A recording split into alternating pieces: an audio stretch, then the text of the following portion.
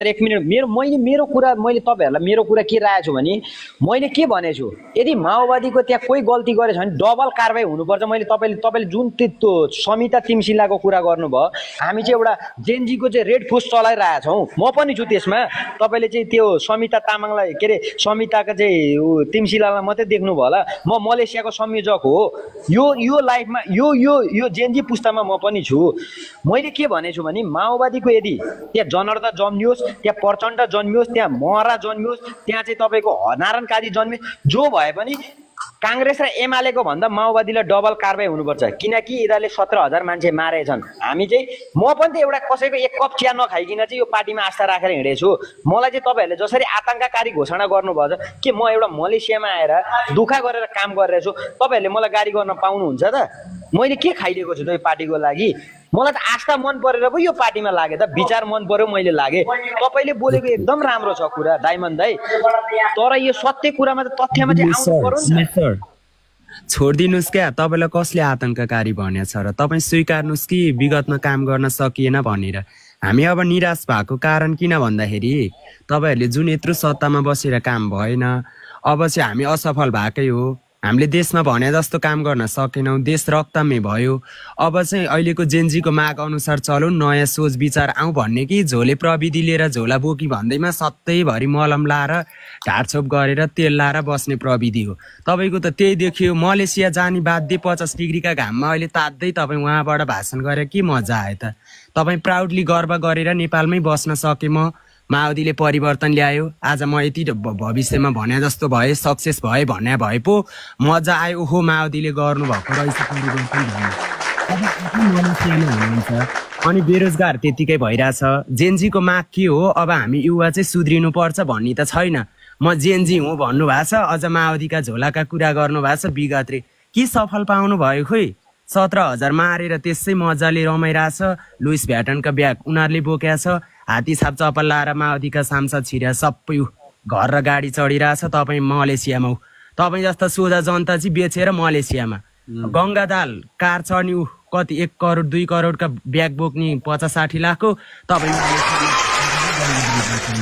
जनता पहिला सुध्रिनुस् के? तपाईँ कति सोझो भएर बस्नु भएको? एकचोटि आफ्नो लाइफमा फर्केर हेर्नुस् त। एकपटक आफ्नो लाइफ फर्केर हेर्नुस् के उमेश सर? त्यो छोड्दिनु। तपाईँ मलम लाउने प्रविधि बन्द गर्नु हेर्नु। हामी अहिले कस्तो खालको प्रविधिमा छौं भने अजय सरले भन्नुभएको छ हामी अब जम्मा भौं हामी जस्तो सोच विचार भएको एक भौं देशमा कसरी परिवर्तन गर्न सकिन्छ। पुरानोबाट हामी दिगदार भयौं। अब हामी चाहिँ सोचेको जस्तो कम्युनिस्ट के हो प्रत्यक्ष भनेको के हो जनहित भनेको के हो भन्ने कुरामा हामी बहस चलिरहेको बेला माओवादी राम्रो फलानु गर्यो ए बाबा राम्रो 64-65 मा त्यत्रो समानुपातिकदेखि लिएर दुनियाँ माओवादीले बहुमत जिते हैन के परिवर्तन ल्यायो? तपाईँ मलेसियामा बेचिन बाध्य हुनुभयो। खै जितेको त्यही हुन्छ। तपाईँ जस्ता कयौं छन्। तपाईँ एक्लै तेल लाउने काम नगर्नुस् न। तेल लाएर राम्रो छ भनेर यस्तै छोप्ने प्रविधिले तपाईहरुको प्रचण्डले हगे पनि मिठो मुत खाए पनि मिठो भने जस्तो सोच प्रविधि चाहिँ बन्द गर्नुस् क्या। एउटा युवामा हुने सोच तपाईमा 1% देखिएन। जङ्गेर ठुलो प्रश्न गर्नु भएको छ उमेश सर न मान्छे मारेर आएको न त कुनै राजनीतिक बहस गरेको। उहाँ एउटा समाजमा भएको विकृताको अभियान चलाएर हिँड्नु भएको व्यक्तिलाई खरो खरो प्रश्न गर्नुहुन्छ। यस्ता प्रश्न तपाईको आफ्नै पार्टीको नेतालाई राख्न सक्नुस् क्या। आफ्नो पालिकाको मेयरलाई राख्नुस् न गएर टेबल टक गर्नुस् कहाँनिर विकास भयो भएन भनेर त्यहाँ गएर प्रश्न गर्नुस्। स्वतन्त्र नागरिक स्वतन्त्र देशभक्ति प्रेमी गर्ने अजय श्रेष्ठ जस्तो व्यक्तिलाई प्रश्न नगर्नुस्। हेर्नुस् तपाईहरुको हैसियत यस्तो होइन। हात्ती छाप चप्पल लाएर छिरेकाहरूले सुन्नु पहिला सुन्ने बस्ने तपाईँ आफ्नो मात्र कुरा राख्ने 2 घण्टा तपाईँ बोले हामी बोल्नु पर्दैन। जेनजी भन्ने तपाईलाई के थाहा छ अर्थ त्यही हो। जेनजी रे तपाईँ जेनजी भन्दै बस्नु भएको छ हैन। आफ्नो पार्टीमा गएर तपाईले एकचोटि आफ्नो नेतालाई भन्नुस् क्या हामी सुध्रिने कहिले। तपाईहरु यही तेल लाउने बानीले गर्दा नै अहिले तपाईँ मलेसियामा जाँदा एकचोटि फिल गर्नुस् क्या। 60 डिग्रीको घाममा जान बाध्य तपाईलाई कसले बनायो? 65 सालदेखि तपाईहरुले एक छत्र राज गरे हैन। यहाँ सोध्नुस् न अजय श्रेष्ठ दाजु जस्तो एउटा स्वतन्त्र नागरिक जसले देशको लागि एउटा युवाको सोचलाई क्रिएट गरेर हिँड्नु भएको छ तपाईले उहाँसँग प्रश्न गर्ने होइन भने तपाईले के भने स्वतन्त्र जनतालाई प्रश्न गर्ने कि तपाईँ आफ्नो नेतालाई गर्ने गएर आज माओवादी केन्द्रले आज छोड्दिनुस्। तपाईँ यस्तो तेल लाउने प्रविधिले नि तपाईँ अब 50 वर्ष पनि तपाईँ त्यस्तै खाडीमा हो क्या। नराम्रो देख्छ एकछिन उमेश अनि यसलाई क्लोज गरिदियो भाइ होइन यसले यो छोडिदिउँ अहिले अर्कोतिर गइरहेको छ भाइ यहाँ डिबेट गर्ने होइन तिमी माइन्ड नगर अब हामी लगभग त फागुनको चुनावपछि दाजुभाइको फेरि भेट हुन्छ है त हो मैले हामीले भनेको दाजुभाइको भेट हुन्छ ल उमेश माइन्ड नगर है अब हामी भनेको कस्तो भन्दा ल एउटा स्थानीय तहको चाहिँ छोडिदिनुहोस् होइन मेरो मेरो मेरो मेरो कुरा नगर ऊ भाइले भनेको मेरो शब्द बोलिदियो त्यो भाइले होइन मैले नबोलेको नजाने कुरा त्यो भाइले अनि यो उमेश सर मसँग च्यालेन्ज नगर न भाइ मसँग च्यालेन्ज नगर प्लिज है होइन सबै कुरा तिमीले सोध्दा कि मैले देश चलेको होइन म प्रधानमन्त्री भएको होइन क्या अब के गरौँ भने नि सबैजना चुप लाग्नुहोस् अब अझै सर हजुर बोल्नुहोस् एकछिन उमेशजी अब ठिक छ होइन तपाईँले यहाँबाट अहिले भर्खरै सबै उ गरिहाल्नुहुन्छ माओवादीलाई धोरा लानुहुन्छ भन्ने पनि छैन तपाईँले तपाईँको आफ्नो विचार राख्नुहुन्छ ठिक छ तपाईँलाई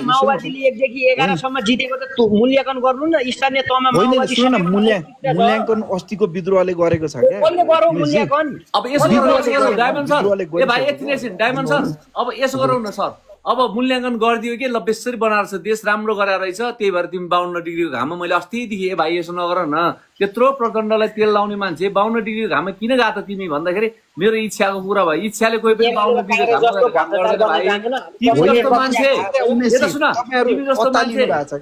तिमी जस्तो मान्छे त्यहाँ प्रचण्डलाई चलाउने मान्छे हुनु पर्थ्यो होला कमरेड प्रचण्डलाई चलाउने मान्छे तिमीलाई त्यहाँ बायस गरेर तिमीलाई चाहिँ 52 डिग्रीको घाममा पठाइदियो यहाँ चलखेल गर्ने मान्छे अर्कै भएको भएर तिमी आज त्यसको शिकार बने मात्रै हो भाइ पीडा तिमीलाई छ अब यसो गरौँ 11वटा कतिवटा तिमीले पालिका बनायो कि के बनायो त्यो ठिकै छ बनायो तिमीलाई धेरै धेरै धन्यवाद अब जेनजीले या नयाँ शक्तिले अब आउने हामी यो बारेमा पो छलफल गरेर आयो यहाँ होइन यो छलफलको बृहत चाहिँ के छ भने साँच्चीकै अब तिमीहरू ल ठिकै छ माओवादी एक्लै लड्ने हो कि मैले कता कता सुनेको माओवादी पनि फेरि त्यो केपी ओलीले अध्यक्षबाट राजीनामा दिएदेखि चाहिँ हामी पार्टी एकीकरण पनि गर्न सक्छौँ भन्दैछौ क्या अझै खोज्दैछौ नि त त्यतातिर दम भएको मान्छे माओवादी एक्लै आउने हो कसैसँग पार्टी त्यस्तो तिमीहरूलाई लातले हानेर पटक पटक तिमीलाई झार्दा त्यही फेरि खुट्टा समाउनै जाने अब यो कुरा सत्य तथ्य थाहा छैन आयो भने म भनौँला पछि नभए चाहिँ भन्दैनौ भाइ तिमी यहाँ ठुलो कुरा तिमी न तिमी त्यो अहिले अब प्रचण्डको स्वकीय सचिव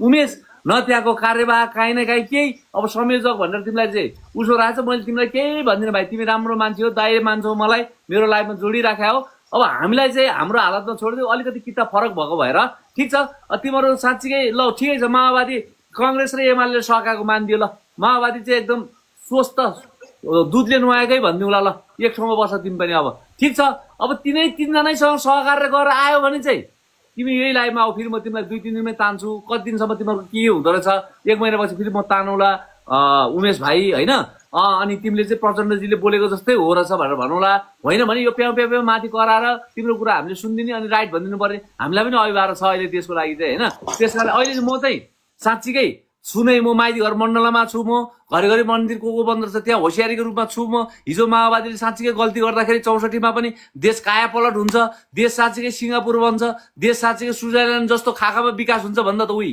यस्तै भइहाल्यो अब पनि त्यस्तो हुन्छ कि भनेर म माइती घर मण्डलमा छु के 20 दिनभित्रमा छ नि भाइ म उमेशलाई त म केही पनि भन्दिनँ कि 20 दिनभित्रमा जस्तो तिमीले एउटा जहिले सजिलो समाउनु सजिलो हिले माछा त्यही महरालाई जसले पनि गरेर समाउँदो रहेछ भन्ने कुरा तिमीले होइन क्या हिजो मैले चाहिँ फेरि एउटा खतरा माछा समातेछ भनेर मैले हाल्ने बित्तिकै फेरि मैले सेकेन्ड टाइम चाहिँ के लेखेको छ भने ए साँच्ची यो हिले माछा पो पऱ्यो त अस्ति पनि समायो फेरि भनेको मतलब काहीँ पनि नभाग्ने समाउनु सजिलो ल ठिकै छ ओके क्या त्यही माछा समातेर मात्रै बस्दो रहेछ कि गृहमन्त्री फर्दर अरू माछाहरू पनि समाउँदो रहेछ त अब यो चाहिँ कति पनि 20 दिनको टाइम होला तिमीलाई पनि अलिकति राजनीतिक तिमीले पनि बुझेकै मान्छे हो होइन संयन्त्रहरू को छ अहिले तिमीलाई पनि राम्रोसँग थाहा छ होइन अब आइजिपीहरूले अस्ति संयन्त्रले हामीलाई काम गर्नै दिएको छैन भनेर चाहिँ स्टेटमेन्ट गृहमन्त्रीको आएकै हो होइन भनेको अर्थ हामीलाई तातै खाउँ जलै मरौँ अब 18 वर्ष माओवादीले नबनाएको चिज 35 वर्ष त्यही ग्याङमा बसेर नबनाएको चिज 35 दिनमा चाहिँ सबै कुरा फेरि जेएनजीको सरकारले बनाइदिनु पर्ने भन्ने कुरा तिमीहरूले भने जस्तो हुनुपर्छ भने छैन कहाँ गएर मुद्दा हाल्नु पर्ने हाल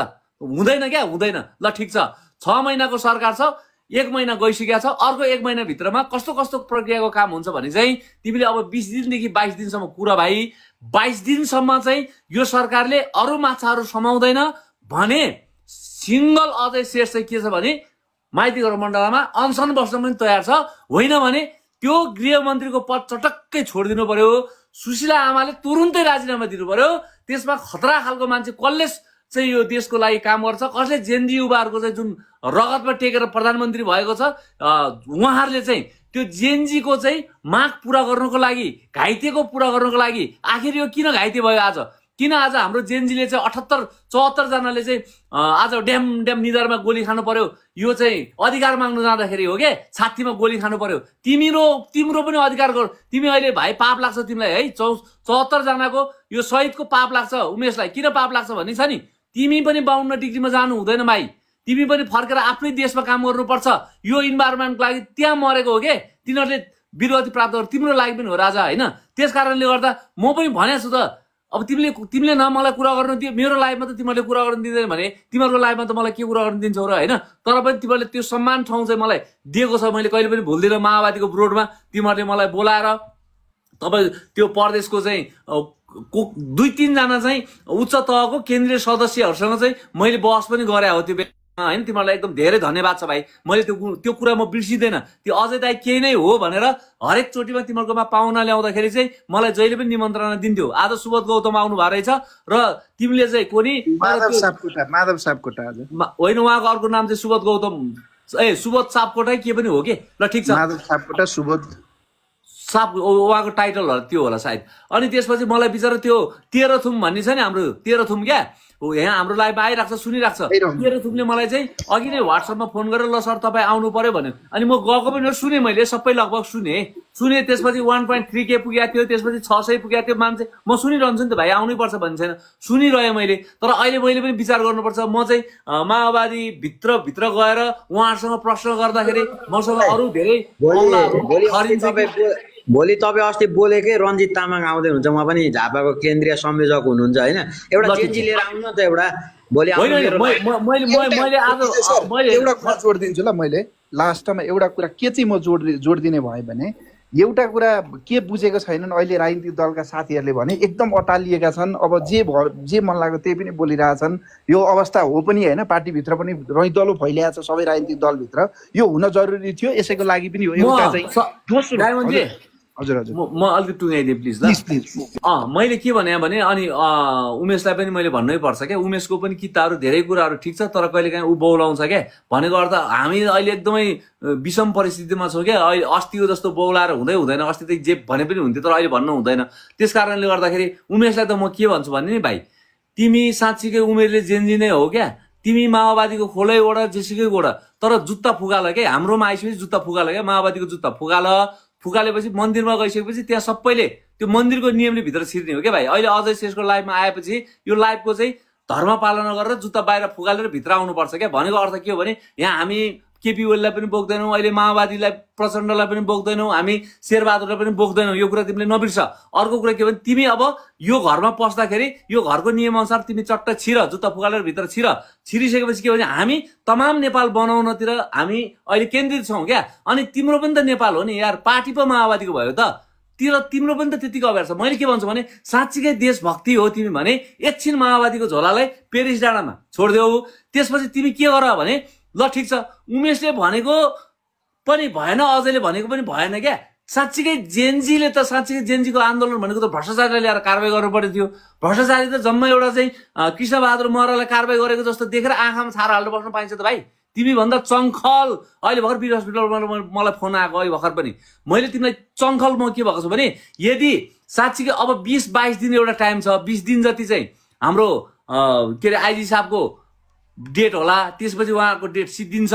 त्यसपछि तानिसकेका छ, हामीले बुझ्ने कोसिस गरौँ न। गृहमन्त्रीले कसलाई तानेको छ भन्दा, ल ठिकै छ नारायण काजीले खोल्या हो क्या, मानिदिउँ ल। नारायण काजी र दुवैजनाको ल संयुक्तमा फाइल खोल्या हो 25वटा क्या। त्यो 25वटा फाइल राम्रोसँग खोल्नु पायो भने नि उमेश, धेरै त भन्दिनँ म, 60% छ नि सोरेर भ्रष्टाचारी जति। अब भन, यो देशको प्रधानमन्त्री म भएको होइन, उमेश भएको होइन क्या। जसको कार्यकालमा भ्रष्टाचार भएको छ नि ती मान्छेहरू सबै 60% सोरेर ल्याउँछ यो 25वटा फाइलले क्या। हामीले केही पनि भनिदिएको छैन क्या भाइ। ल ठिक छ नि त, माओवादीको नारायण काजी श्रेष्ठ र रवि लामिछानेको पालोमा त्यति मात्रै फाइल खोलिदेऊ क्या। 25वटा नखोल 22वटा मात्रै खोलिदेऊ क्या। त्यति भए पनि मैले काम गरेको चाहिँ मान्छु, म त ढोल पिटेर हिँड्छु। त्यति गरेन भने म सिधै माइती घर मण्डलमा बस्छु, तिमी त्यहाँबाट टिकट काटेर आऊ भाइ। पाइँदैन तिमीले त्यहाँ बस्, तिम्रो अधिकार छैन त्यहाँ। अब हिजो 52 54 सालको जन्म भन्छ तिम्रो होइन, हामी त 52 साल, हामी त 34 सालको जन्म हो भाइ। 34 10 44 10 54 झन्डै 20 वर्षको 18-20 वर्षको ठिटो थियो म त त्यो 54 वर्ष के अरे 52 सालमा त 52 या 54 सालमा त भनेपछि मैले त्यो सबै खेपेर आएको मान्छे हो भाइ। एउटा पानी खाउँ भनेको राति मैले बड्याङ्ग चाहिँ त्यो अँधेरोमा के अरे लोटा हान्दाखेरि ग्वाड्याङ ड्याङ कराउँदाखेरि माओवादीको मिटिङ बसेर चाहिँ टन्नै कहाँ पुल हानेर आएको रहेछ। त्यो बेला हाम्रो बुढाबुढी 1.5 घन्टाको बाटो भागेर हामी भोलिपल्ट तल आएर यस्तो घटना चाहिँ मलाई थाहा छ। म भिडेको माओवादीसँग पनि त्यो बेला पनि भाइ हुन त कसरी छैन, माओवादीले मेरो क्षति पुर्याएन भाइ, मैले आरोप लगाउनु हुँदैन। तर तिमीलाई अधिकार छैन कि भोलि साँच्चीकै तिम्रो र मेरो किता सेम नै हो, भ्रष्टाचारलाई कारबाही गर्नुपर्छ। जब त्यो महरालाई ल्याएर समात्दैमा यिनीहरूले आँखामा छारेर हामी चुप लाएर बस्यो भने सिधै अहिले त म टेबल ठोक्छु गृहमन्त्रीसँग यसरी ठोकेको भाइ मैले अस्ति 5 घन्टा बसेर। तपाईँले सक्नुहुन्न भने छोडिदिनुहोस् गृह मन्त्रालय सिट, हामी तपाईँभन्दा दक्ष र सक्षम मान्छे लिएर राख्छौँ यहाँ। गृहमन्त्री खानको लागि भनेर भनेको छु होइन, त्यस कारणले 35 दिनमा रिजल्ट नआउला, अर्को 20 दिन कुर्दिउँ।